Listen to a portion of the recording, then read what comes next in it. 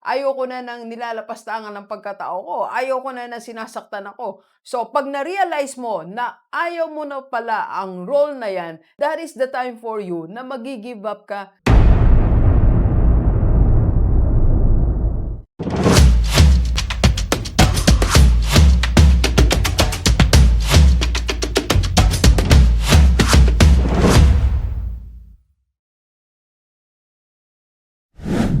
Okay, paano nga ba ang maraming tao na dating addict, na dating may bisyo, na dating parang wala ng pag-asa ang buhay, biglang nabago, biglang na-transform ang buhay nila? Ano ang kanilang sikreto? Eto, pag-usapan po natin yan na ano ang sikreto na maraming tao mula sa ganitong buhay biglang naging matagumpay, biglang naging successful, biglang naging mayaman. Alam nyo, what they did, isa po ang ginawa nila. They give up their gain. Yes, they give up their gain. Bumitaw sila dun sa game nila. So, ganito, explain natin lahat po tayo dito sa ibabaw ng mundo, nabubuhay tayo in one game. Nasa isang game ka. Ako nasa isang game, ikaw nasa isang game ka. And we are playing specific role.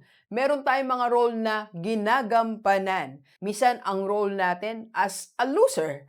Or minsan naman ang role natin as a winner. Minsan ang role natin as a victim. Kaya ang acting mo, victim ka, di ba? Or minsan naman ang role natin ay addict. Kaya addict tayo. Ang minsan role natin ay provider, kaya nagiging provider ka. Ang role natin is as a poor, kaya tayo ay poor. O ang role mo as a rich person, kaya rich person ka. So, kanya-kanya tayo ng role. Now, question, kailan lang ba nagbabago ang role mo? Nababago po ang role mo pag sinabi mo sa sarili mo na ayaw ko na. Enough is enough. I am giving up this game. Magi-give up na ako. Ayoko nang maging victim. Ayoko nang mahirap. Ayoko na ng addict. Ayoko na yung ako yung inaapi-api. Ayoko na ng utus-utusan. Ayoko na ng nilalapastangan ng pagkatao ko. Ayoko na sinasaktan ako. So, pag na-realize mo na ayaw mo na pala ang role na yan, that is the time for you na magi-give up ka.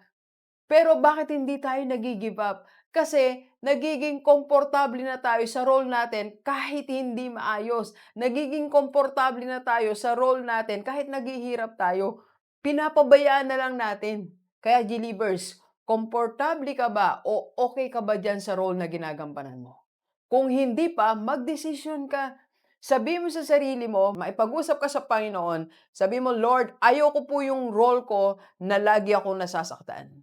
Lord, ayoko na po yung role ko na lagi akong naghihirap. Lord, ayoko na po yung role ko na lagi na lang akong naghihintay. Lalalo ko si Grant Cardone. Lagi niya sinasabi, I give up the game. Ano yung game na ginive up ni Grant Cardone? Drug addict, diba? Sabi niya, nagising sa isang araw, ayoko na tong game na to. Iwanan ko na yung pagiging drug addict. And now, who is Grant Cardone? Billionaire. Billionaire siya ngayon. Why? Ginive up niya yung game na ayaw niya na. So, sa ating pong lahat, T-Livers, nandyan ka pa rin ba sa game na ayaw mo? Sa game that you hate it?